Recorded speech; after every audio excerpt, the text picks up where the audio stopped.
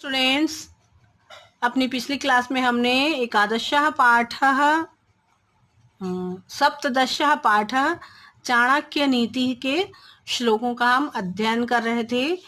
तो इनके अगला श्लोक है इनका, धनहीनो न हीनश्च धनिकः न सह सुनिश्चयः विद्यारत्नेन यो हीनः सह हीनः सर्ववस्तुषु।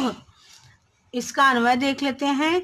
यह धनहीनः सह हीनः न सह सुनिश्चयः धनिकः यह विद्यारत्नेन हीनः सह सर्ववस्तुषु हीनः अस्ति। अर्थात जो व्यक्ति धन से रहित है वह गरीब नहीं है, बल्कि वह तो निश्चित ही धनिक है।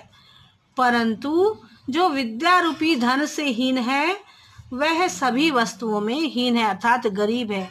जो व्यक्ति गरीब है और उसके पास विद्या है तो फिर वह कहीं से भी गरीब नहीं हो सकता। परंतु जो व्यक्ति जिसके पास धन भी ना हो, विद्या भी ना हो, तो वह तो हर तरह से गरीब है।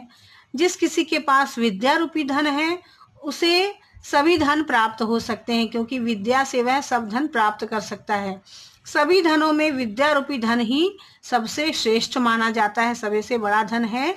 यदि धनवान होते हुए भी किसी के पास विद्या रूपी धन नहीं है तो वह सबसे दीन है ना, विद्वान नहीं है, क्योंकि उसके पास धन तो है परंतु विद्या नहीं है, तो वह तो हर तरह से गरीब है।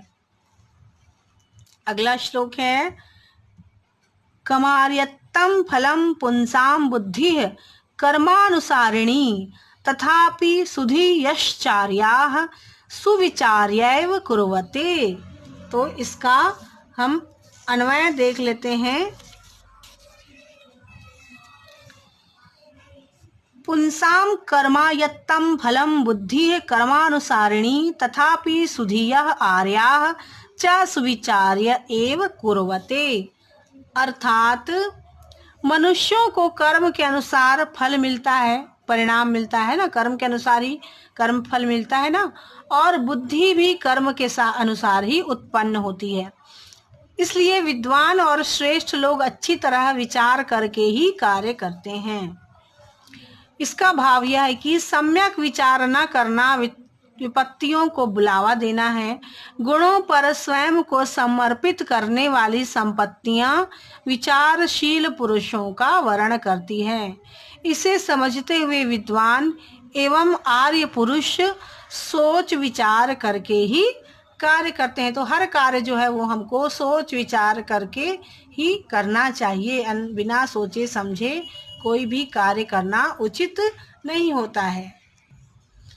अगला श्लोक है, छिन्नो अपि चंदन तरुण जहाति गंधम वृद्धो अपि वारण परतिन जहाति लीलाम यंत्रार्पितो मधुरताम न जहाति चेक्षुः दीनो अपि न त्यजति शील गुणान कुलीनः। इसका अन्वय देख लेते हैं। छिन्नः चंद तरुः अपि गंधम न जहाति वृद्धः वारणपतिः अपि लीलाम न जहाति यंत्रार्पितः इक्षुः मधुरताम न जहाति कुलीनः च दीनः अपि शील गुणान न त्यजति। जिस प्रकार कटा होने पर भी चंदन का पेड़ अपनी सुगंध नहीं छोड़ता है ना। आपने चंदन की लकड़ी देखी होगी, घर घर में चंदन की लकड़ी होती है, क्योंकि हमें पूजन के लिए चंदन जो चाहिए होता है वो लकड़ियों से ही, हम चंदन की लकड़ियों को घिस कर ही हम चंदन प्राप्त करते हैं। तो कटे होने पर भी चंदन का जो वृक्ष है जो कट जाता है, उसकी छोटी छोटी लकड़ियां हैं जो वो भी अपना सुगंध, अपना गुण जो है वो नहीं छोड़ती हैं। हाथी वृद्ध होने पर भी अपनी क्रीड़ा नहीं छोड़ता है। हाथी वृद्ध भी हो जाए तभी वह उसी तरह से प्रसन्न प्रफुल्ल और अपने कार्य में निमग्न होता है। यंत्र अर्थात कोलू में डाला गया गन्ना अपनी मिठास नहीं छोड़ता है। इसी प्रकार कुलीन पुरुष निर्धन होने पर भी अपने सच्चरित्र आदि गुणों को नहीं छोड़ते हैं।